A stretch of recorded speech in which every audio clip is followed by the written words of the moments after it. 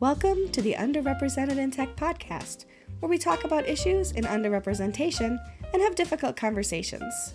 Underrepresented in Tech is a free database with the goal of helping people find new opportunities in WordPress and tech.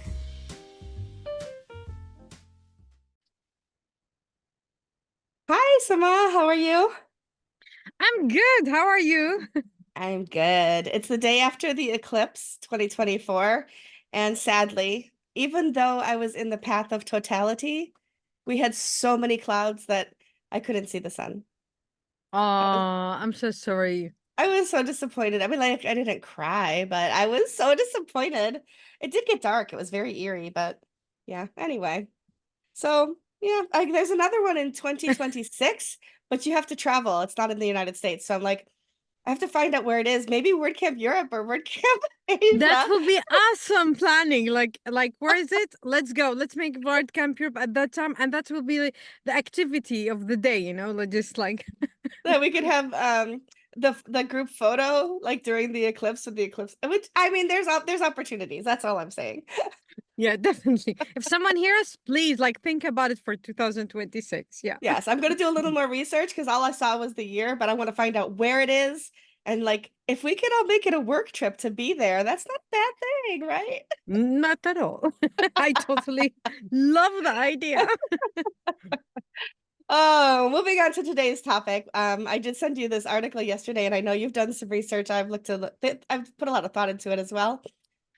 But here in the United States, in California, they are trying to pass a law that would make it illegal for your supervisor, your boss, your company to contact you outside of your contracted working hours. It would only apply to salaried employees because hourly employees are already covered by that. When they're working, they're working. When they're not, they're not. So that's the thought anyway in California. And it's actually coming up with a lot of opposition from people like the Chamber of Commerce, saying that it would harm startups and companies that are bootstrapping at the beginning and really trying to make things work by only allowing people to be contacted outside of certain hours, with the exception of emergencies. Was one of the caveats was emergencies. I can't remember what the other Yeah. one was, but um, that there are very few times when your supervisor, your boss, your company, however they've worded it, would be allowed to reach out to you outside of your working hours. And I really have thought a lot about that because you and I discussed this, and I'll let you talk for yourself, but I hate notifications. I have to clear them, right? Like if I see little numbers on my phone or I see that little Slack notification and on my message or whatever that toolbar is on my phone on my computer, I'm like, what is it? Who is it? What do they want? What do they need? And I'm like, I have to open it and see. And so sometimes I'll look at it and then forget to go back. So I take screenshots and I do things now that I won't forget to respond to people. But I I can understand from the perspective of somebody who is like me and wants to know what's happening all the time and be responsive and was raised in a culture of when somebody needs something, you say yes, you do it, you find a way to do it, and it doesn't matter what time it is. Because my father was a workaholic, and there's just I have a history of all of these things. No. But so I can see how that would be helpful in some respects. I do understand on the other side of things, like if you are a startup and you are the kind of company it's that I don't know, it's hard. It's one of those hard things, but I also want to talk a little bit about boundary setting. And especially I think as underrepresented folks for especially women, I would say, right? We're raised to respond and what that means to us to have off hours. So what are your thoughts? Just kick it off. First, I'm really happy that I hope it's gonna be like the law that nobody can call you after working hours in California, and then hope it's all around the world. I think it's really important to respect boundaries, and of course, there's gonna be force majeure, there's gonna be emergency. That will be okay to reach out, but also it protects a lot of the employees from burnout and have this life work balance, and then they become more productive. But it's so funny because in Europe, and I know in France and Spain and Italy and Portugal, it's there's will be a fine if your boss texts you or call you after working hours, and if it's not force majeure and emergency, it has to be a real, real emergency. Mhm. I must confess, I'm the same like you. I open my Slack even before I go to bed. I just check Slack if there's something. I check the email. Yeah. But it's so crazy because like the culture also I'm coming from, we don't say no. It's forbidden to say no. Like if someone knock on your door at 2 a.m. in the morning, ask for help, you will say yes. Your boss give you extra task, like you say yes. You don't have this freedom to say like, okay, no, my plate is full, I want to focus on my hand and I don't want extra. But also from underrepresented group, as women or as colored person, it's so difficult to say no because you want to show your worth yourself. You want to show that, okay, I deserve to be here, I'm smart and I can give more. And also at the same time, you're scared to miss out a promotion or a chance to grow in the company. And I understand most of the people coming out in Europe, like they're not European, they work, they coming from outside of Europe. All of us have the same issue. Believe me, like we cannot say no. Like if I need to work extra 2 hours today, yes, fine, I will be okay. And sometimes I look to my other colleagues, like five, like maybe they work in first majeure, but they respect the time. Me, like, okay, give me more tasks, give me more things. But I think it's more social aspect Mhm. and also the pressure that you want to show that you're equal, that you deserve to be in this job, and then you can give more, and also the insecurity, not but I mean it by the insecurity that when you start working in a new country, a new culture, you feel that you are the ambassador of your own culture in your own country, Mhm. and you want to show the best, that you can work hard, that you can give more, and that's time that you can see a lot of underrepresented group. They always work hard. They have Mhm. huge issues saying, no, I don't want to work this extra task, or no, this is my weekend. I want to Mhm. have a full relaxed weekend. I think that's true. I think there's some information like the wage gap that we have Mm. between women and men, between underrepresented folks across the board. It's almost like, well, if I'm getting paid 30% or 20% more, less, I mean, I have to work 20% more to Yeah. show that I'm valued at the same as somebody who, a white man, for example, that has the same role. And so I think there's some of that is like to show your value. Like if I'm only making 78 cents on the dollar as a woman Yeah. here in the United States, do I have to work, 22% more to show that I'm worth the full dollar kind of thing? I think that that has a lot to do with it. But I also think, traditionally as women especially, um, I was raised, I mean, I'm a lot older than you, but I was raised in a time where my guidance counselor told me not even to go to college. I should focus Oh, on finding a husband. And I oh was my in God. the top Yeah. 20% of my class when I graduated out of over Oh, 300 people, so like there was no reason for me not to go to college and to learn a trade or a career that, that I would love. And so like that's how I was raised and that, my father, when he got home from work at 5:30, there better be dinner on the table and my mother had made from scratch, those kinds of things. So I was raised in that environment that you didn't say no. Like you said, there's environments, there's cultural expectations yeah. that you don't say no to people who have authority over you, whether that's a supervisor, a parent, an aunt, an uncle, a grandparent, whoever it is, Yeah. right? That you don't say no to that. But then also, like you said, maybe it's an opportunity for advancement. If I show, if I do these things and I do them well, will I get the recognition that I feel I deserve or that I'm hoping I deserve so that I can advance in my career also? There's a lot of layers to the conversation, whether it's just setting a boundary or not. And I think that that cultural aspect comes into play very much so when you think the whole thing. Definitely, definitely. And I'm speaking as us as a woman. Mhm. It's I don't know if you heard the statistic. There was like nice article I read long time ago that men apply 60% when they match the qualification of the job. We women, we need to match 98, 100%. And I Hmm. feel most of the time that we have to take that extra mile to show that we are qualified to get the job. Of course, I find the salary gap is the ridiculous things that can happen in 2024. Both Hmm. of the people can do the same job. A lot of women raising kids, because that's the argument you go that he's responsible, he's the breadwinner for the family. But there's a lot of women are the breadwinner for their own family, Hmm. and the pressure they put on yourself that you have to work extra, that you have to take from your own personal time and also your mental health and physical health to show that I'm here, I'm exist, I'm smart, and just notice me. Just I don't want to miss the chance to get promoted or to move forward in my career. It's a Hmm. lot of pressure. Yeah, It really is. Can I tell you one of the tools that I have created for myself so that definitely. I turned off the sounds and notifications for like Slack and for work email. And then I have an iPhone, you know, you can have set up different screens on whatever smartphone. All of my work apps are on the second page. Right. So I don't see the notifications. And because I turned the sounds and like the screen, whatever, I have to want to see them. So if it's my weekend, and I'm not seeing a sign that there's somebody's messaged me, for example. I'm not seeing that there's email there.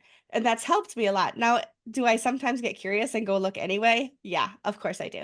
Because not just work Slack, but like I have 20 different Slacks, like I'm sure most people do, because I'm Yeah. involved with post status and I'm involved with, you know, you and I talk, I'm a guest on Yoast. So you and I have Yeah. conversations. And Yeah. like all of the other projects that I'm involved with and the cities that I've spoken at, and those are in my Slack. So sometimes I just go and look out of curiosity, mostly boredom, if I'm being honest. Like I'm watching a movie that's not fun, and I'm Yeah. too lazy to go. Like let's just agree that it takes 3 times the length of a movie to find a movie to watch. Like you can be scrolling for an hour or more Definitely. till you find the movie to watch. So I'm always like multitasking because Yeah. I just can't sit and watch. But anyway, but one of my tips is to remove it from your line of vision. So if you can put it on the second page. So I discovered that or created that for myself when I was freelancing and I was on vacation and I didn't want to be checking my phone.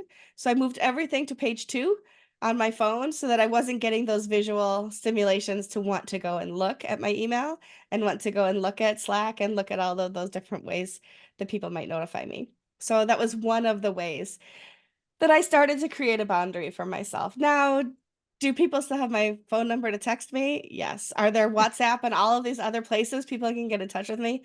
Yes. Mm. But the people I've worked for in the past and currently don't contact us that way. It's all in Slack. So Yeah. unless there's an emergency, unless somebody is wishing me well because I'm going on vacation or I'm, you know, having a surgery or whatever, they're not messaging me directly, which is a good thing. But not everybody has I that. That will be awesome. I think even if me, I put it in the second or third like page, I think it will scream to me emotionally, "Come see me." Me, I once I went to vacation last year. I said I'm gonna take 3 weeks vacation. I went with my husband to Tanzania. I did something I was proud of myself. I deleted Slack completely. Good After for 2 days, I you. felt there's something missing. I started checking my email notifications. Like you're like shaking. Where's my Slack notifications? I'm going through Slack withdrawal. Yes, I Uh, understand.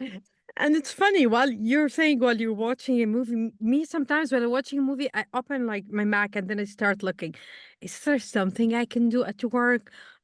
And then I try to hide it. Like I don't want to Slack someone at 9 p.m. because that's like it's your night, it's your weekend.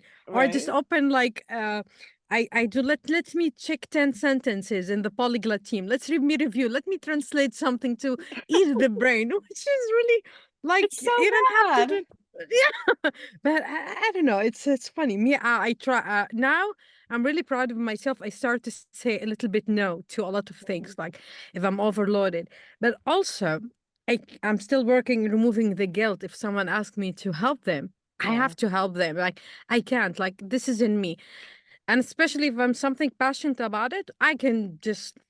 Weekends at night, I don't mind with it. But yeah, but I think it should be to take care a little bit about our mental health, but Mhm. that's something gonna take very long trying and a lot of inventing methods. Yeah. But yeah, no, but you're strong. Me, I mean, I will see Slack all the day. Like Slack, I use Slack more than WhatsApp, more than X, Yeah. more than anything. So yeah, I mean, I'm not gonna lie, I've added some Slack channels for you and I to be able to communicate better. Like I didn't, and like I realized I was a guest on the Yoast Slack channel.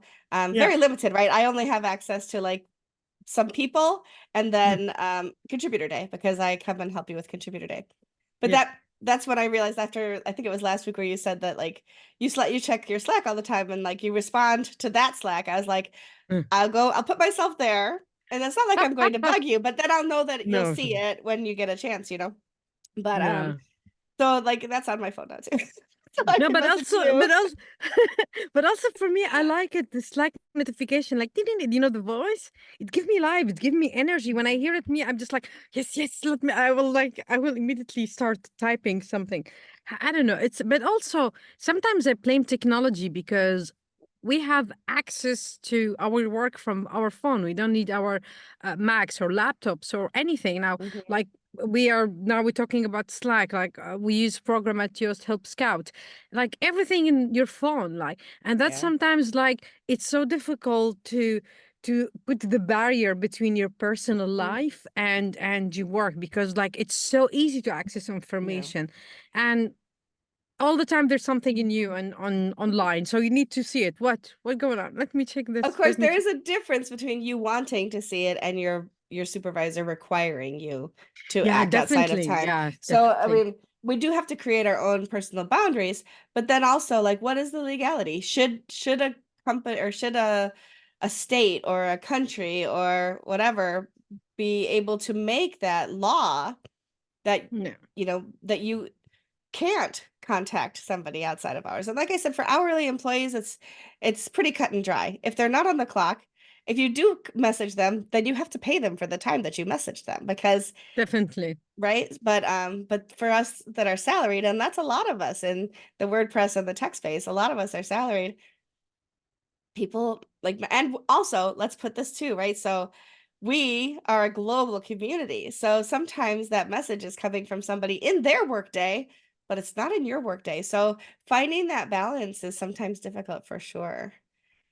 Yeah, flexibility. And I think sometimes, as you said, the time difference, it's Hmm. super crazy. If you imagine if you live in the States or someone in Asia, then this 10 to 12 to 14 hours, and this is like, and can take very long. If you send an email, you need a quick reply. So, but also of course, if your boss called you, compensate. If you don't want to pay the person, just Right. compensate them. The next working day they can leave work earlier.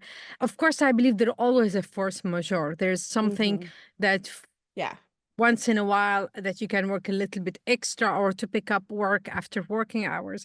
But I think maybe some people abuse it, some managers or leaders Right. that abuse it, that they expect everyone to answer. It's a Yeah. small or big, they need to do it.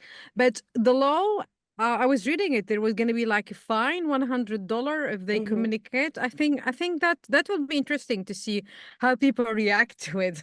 Yeah. And it's, Yeah. but I found it weird. How are you gonna complain about your boss and then the next day you're gonna say hi, boss? It's like I found it, yeah, a little Yeah. bit challenging. Which which is right. So that like employee rights are something that is there's such a blurry line sometimes between what's allowed and isn't, which also, you talk about emergency force majeure. What constitutes an emergency? Like your boss might think it's Yeah, emergency, and you're like, this could have waited till tomorrow. It yeah, could have waited, right? Kind of thing. Um, and for Slack, for example, if I because we work all over the world and time zones are different, If somebody messages me in Slack, I don't see it as something that has to be done right away unless they say it has to be done by a certain deadline or Yeah. whatever, right? Text messages is a little bit different. So like if somebody texts you or calls you or WhatsApp or whatever it is, then it's like, well, why, how is this an emergency? Is it an emergency? All of those kinds of things have to come into play. Slack is asynchronous. It should be. Most Yeah. companies should think of Slack as asynchronous, especially if they, cover multiple time zones. And I work in a global company that I think there's somebody in any time zone. So it makes it a little bit more challenging sometimes. But Yeah. also, how am I empowered to set those boundaries? And am I empowered? Where I work, I am 100% empowered. If somebody messages me at night, I'm allowed to say, I'll check that tomorrow, kind of thing. And unless it's like the site is down, we need to, whatever. Sometimes there are Yeah. extenuating circumstances, of course. Not to be fair, no sites at Liquid Web are ever my responsibility to fix. That's not my love. We never have marketing emergencies, for example, but um, we can fix that tomorrow. But there are times when something might be technically considered an emergency. But it's hard to think in a tech company what that emergency might actually be because it It's almost yeah. always could wait.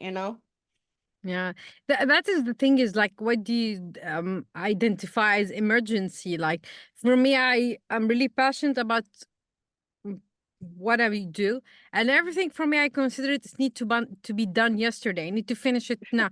But if they can wait for 1, 2, 3, 1 week, it's fine. It's not the end of the world.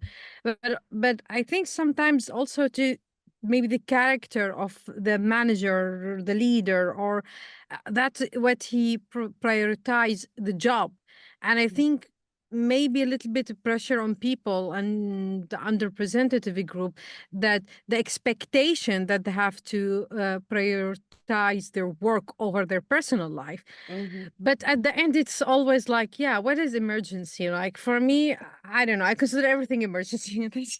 That's something else I should work on. Everything is emergency at work. Yeah, immediately, like, yeah. And for me, But nothing is an emergency. yeah. Me, like, so I'm gonna be a little bit crazy.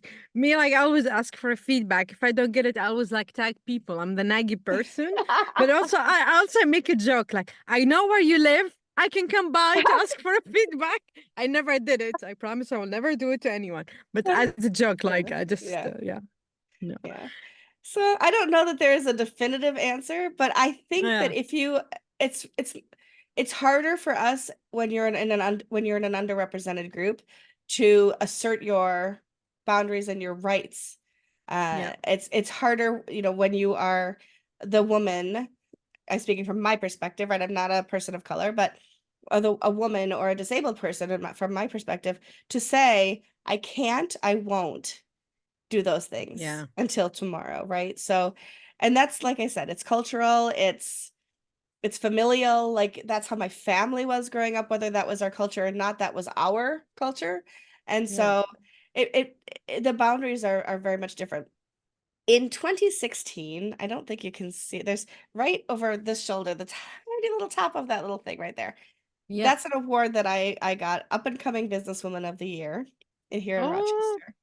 And I gave a speech, and I still have, to this day, I've never listened to it. I wrote it, but I've never actually, I have it on my phone, but I've never gone back and mm, listened to it. So I'm going to put it out on my YouTube channel so that if anybody does want to hear, you can hear it. But in the speech, I talked about the fact it was about wage gap that year, the whole conference. Excuse me. I talked about the fact that I was once hired for a job as registrar of a business school, a top 30 business school here in the United States. And when I took the job, the fellow it was a white man that had the job before me. When I took the job, he had left a lot of things in the cabinet. So in my first couple of weeks, I would like search through things in the cabinets, decide what I needed to keep, what I could throw away. And he had left his pay stub so I could see oh, how much money he had been making in that job. And when I took the job, I successfully negotiated a salary that was actually higher than the man who held the job prior to me. And that is very unusual for women in our space at all. or even in Good job. education, Yeah. right? Yeah. And so I talked about that. And so I have always had an attitude of I can, I will, and not that I don't hit roadblocks. There are brick walls everywhere for us. Yes. And not just in technology, but in life, right? But if I could find a way to climb it or find a way to get over it. But I did talk about that in there and how we can do it. We can successfully negotiate for ourselves. We can show who we are and that we have the ability to set boundaries, to accomplish, to be what that job description requires of us without having to break ourselves to go above and beyond so much that now we actually aren't earning that salary Yeah. by an hourly standard because we're working 60 hours. I'm knocking things down 60 hours instead of 40 or whatever, so that your hourly rate, if you were to calculate it out, is still lower, right? So even if you make a higher salary. So I guess the bottom line for me is if you can set those boundaries, you don't have to be a bitch about it, if you will. You don't have to be a Yeah. negative, horrible Yeah. person, like, Yeah. "Nope, I won't," but you can do it in a way that that absolutely allows you to have personhood, allows you to have autonomy, and still sets a boundary in a positive way. And if you do that, you're actually helping those around you to be able to do that too. Yeah, and I think it's explaining also why you're saying no. Like, of course, you don't have to give explanation for everyone in your life, but like, say I'm busy, or it's another meeting, or it's my weekend. I just want to add one thing. It's Mhm. like also to tell people it's okay to say no. Yeah. It is like you're already reaching a lot in your life, and especially people underrepresented group in WordPress and tech and all around the world. It's okay to say no, and that it's never been in the dictionary of anyone from underrepresented group. It's never there. Like, it's Right. okay to say no. It's okay to take care about yourself first, and mental health and physical, and then you can do whatever you want. Yeah. Yeah. I understand. And remember that the fear of being fired because you say no should be at the Yeah. bottom of how you think about things. Because no, if you're doing a good job, nobody wants to have to go through the trouble of replacing you. Yeah. They It's really don't. They don't yeah. want to have to hire somebody new. They don't want to have to train somebody new. They want to work with you to make sure that you're happy so that you continue working and that you can work things out. So don't let the fear of being fired make you answer those calls and not have boundaries. Yeah. Yeah. Anyway, that's my 2 cents. Okay. I have some ideas for future conversations, but we'll discuss those offline. So if you're Yeah. listening, you'll have to tune in again next week to see what we'll be talking about. Anyway, Yeah. thank you, Samah. So, well, thank you, and have a lovely evening, day, morning. Anyone, anytime they listen to us Wherever or you they are. see That's right. us. Yeah. Okay. Very Bye. good. We'll see y'all next week. Bye. Bye. See you next week. Bye. If you're interested in using our database, joining us as a guest for an episode, or just want to say hi, go to underrepresentedintech.com. See you next week.